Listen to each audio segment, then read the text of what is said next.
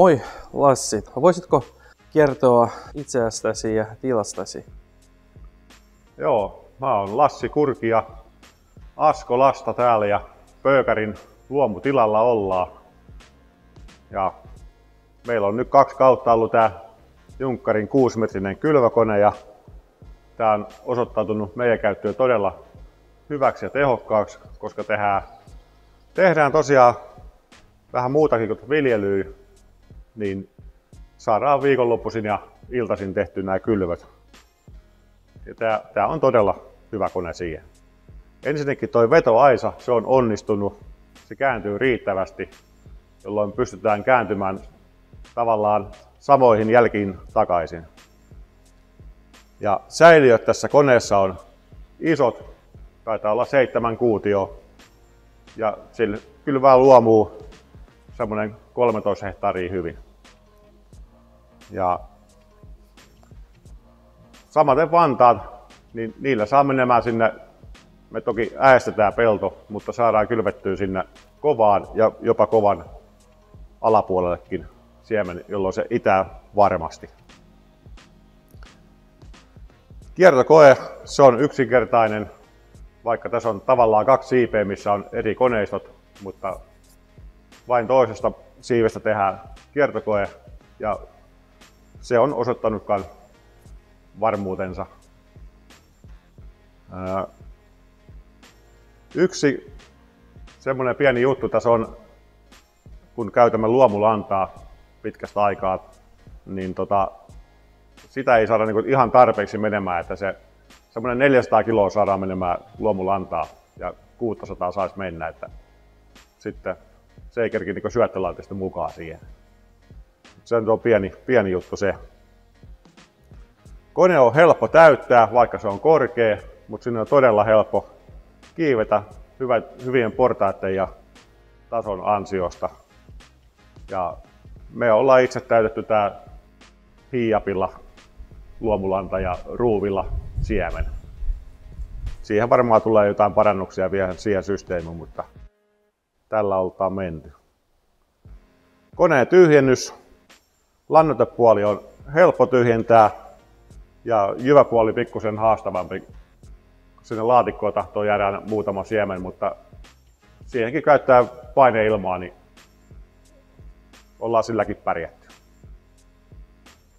Ja toi kuljetusleveys tässä on koneessa tosi hyvä, kun se menee kapeaksi ja on vuokrapeltojakin, niin ei joka paikka ole leveitä teitä, niin, ja turvallinen kuljettaa. Syvyyden säätö tapahtuu palikoilla. Niillä oli vähän haasteita alussa, mutta niitä on parannettu. Nyt on kovempaa materiaalia, nekin pysyy välissä.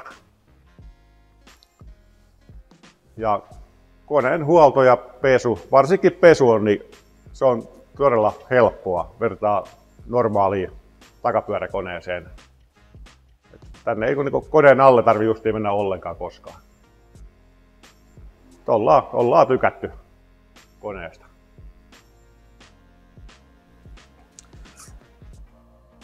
Miltä nyt tuntuu idea, että Junkari teki jopa 6-metriset ihan täysmekaanisena?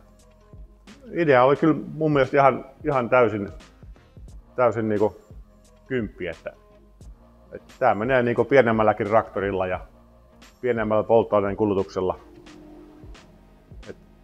Tää on jopa köykäisempi vetää mitä perinteinen.